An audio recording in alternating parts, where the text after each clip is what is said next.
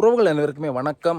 எல்லாரும் எதிர்பார்த்து கொண்டிருக்கக்கூடியதான் பார்த்தீங்கன்னா இலங்கையினுடைய அந்த தேர்தல் முடிவுகள், இலங்கையினுடைய ஜனாதிபதி தேர்தல் முடிவுகள் பார்த்தீங்கன்னா இன்றைய தினம் அல்லது நாளைய தினம் தான் முழுமையாகவே வெளியாகும். இன்றைய தினம் இடம்பெற்று முடிந்தது. இலங்கை நேரம் மாலை 4 மணி அளவில் பார்த்தீங்கன்னா அந்த தேர்தல்கள் எல்லாமே முடிவடைந்து இப்போ பார்த்தீங்கன்னா வாக்குப்பட்டிகள் வாக்குச்சாவடிக்கு அதாவது அந்த எண்ணுற நிலையங்களுக்கு வந்து எடுத்து செல்லப்பட்டு கொண்டிருக்கின்றது. அதோட பார்த்தீங்கன்னா அஞ்சல் வாக்குகள் வந்து எண்ணுவதற்கு ஆரம்பிக்கப்பட்டுட்டது. அதோட பார்த்தீங்கன்னா நாங்கள் இப்போ என்ன சம்பந்தமாக பார்க்க போகிறோம் பார்த்தீங்கன்னா எவ்வளவு விதமான வாக்குகள் வந்து பதிவு செய்யப்பட்டிருக்கிறது. தமிழர் பிரதேசங்களாக இருக்கட்டும், அல்லாது தென்பகுதியில் இருக்கட்டும், சிங்கள பிரதேசங்களாக இருக்கட்டும், இவ்வளவு விதமான வாக்குகள் வந்து பதியப்பட்டிருக்கிறத நாங்கள் பார்க்கலாம். குறிப்பிட்டு சொல்கிற அளவில் பார்த்தீங்கன்னா தேர்தல் வன்முறை சம்பவங்கள் என்னென்னு பார்த்தீங்கன்னா இந்த முறை அவ்வளவு பெரிதாக இடம்பெற்றிருக்கவில்லை. யாழ்ப்பாணத்தில் ஒரு ஆள் கைது செய்யப்பட்டிருக்கிற அந்த தேர்தல் வாக்குச்சீட்டை வந்து கிழித்த காரணத்துக்காக வந்து ஒரு நபர் கைது செய்யப்பட்டிருக்கிறார். அதை விட ஒரு குறிப்பிட்ட சில சம்பவங்கள் வந்து பதிவு செய்யப்பட்டிருக்கின்ற வன்முறை சம்பவங்களாக பெரிய அளவிலே பேசுபொருளாக அமைந்துவிடக்கூடிய எந்த விதமான ஒரு சம்பவங்களும் பதிவு செய்யப்படவில்லை. 4 மணிக்கு பிறகு இலங்கை நேரம் 4:30 பிறகுதான் பார்த்தீங்கன்னா இந்த அஞ்சல் வாக்குகள் வந்து எண்ணப்படும் என்று சொல்லியிருந்தவை. அது வந்து இப்போ ஆரம்பிக்கப்பட்டிருக்கும் என்று நான் நினைக்கிறேன். இப்பொழுது பார்க்கலாம் எத்தனை விதமான மக்கள் வந்து வாக்கு செலுத்தி இருக்கிறார்கள், எவ்வளவு விதமான வாக்குகள் பதிவு செய்யப்பட்டிருக்கும் என்பது தொடர்பாக நாங்கள் தொடர்ந்து பார்க்கலாம்.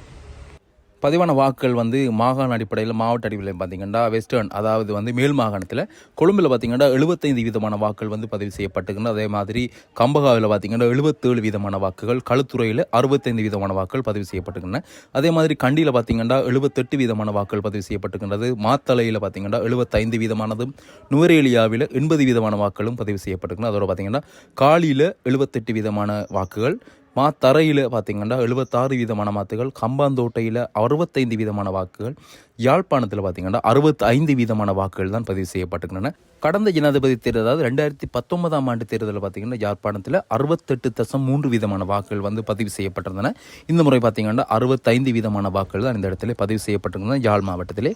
அதோடு பார்த்தீங்கன்னா வன்னி தேர்தல் பிரிவுகளில் பார்த்தீங்கன்னா 70 வீதமான வாக்குகள் பதிவு செய்யப்பட்டிருக்கின்றன. வன்னி தேர்தல் பிரிவுகளில் அம்பாறையில் பார்த்தீங்கன்னா 72 வீதமான வாக்குகள், திருவோணமலையில் 65 வீதமான வாக்குகள் பதிவு செய்யப்பட்டிருக்கின்றன. அதோட மட்டக்களப்பில் 65 வீதமான, யாழ்ப்பாணத்தை போன்று 65% வாக்குகள் பதிவு செய்யப்பட்டிருக்கின்றன. குருநாகலில் 74 வீதமான வாக்குகள், புத்தளத்திலே 75 வீதமான வாக்குகள் பதிவு செய்யப்பட்டிருக்கின்றன. அனுராதபுரத்தை பொறுத்தவரை 77 வீதமான வாக்குகள், புலனறுவையிலே 71 வீதமான வாக்குகள், பதுளையிலே 70 வீதமான வாக்குகளும், மொனராகலையில் 60 வீதமான வாக்குகள், ரத்னபுரையில் 75 வீதமான வாக்குகள், கேகாலையில் 70 வீதமான வாக்குகள், மொத்தமாக 72 வீதமான வாக்குகள் பார்த்தீங்கன்னா இன்றைய தினம் மாலை 4 மணி வரையிலும் போடப்பட்ட வாக்குகளினுடைய வீதத்தின்படி நீங்கள் இப்போ பார்த்துருந்தீங்க. இன்றைய தினம் இந்த தேர்தல் பார்த்தீங்கன்னா உண்மையாகவே ஒரு சிறப்பாக இடம்பெற்ற தேர்தல் என்று தேர்தல் ஆணையாளர்கள் தெரிவித்திருக்கிறார். அதாவது எந்த முறையும் எந்த வருடமும் இடம்பெறாத அளவுக்கு இந்த முறை அமைதியான முறையிலே தேர்தல்கள் இடம்பெற்று முடிந்திருக்கிறார் என்று பார்த்தீங்கன்னா தேர்தல்கள் ஆணையாளரும் வந்து தன்னுடைய அந்த மகிழ்ச்சியான செய்தியை வெளியிட்டிருக்கிறார்.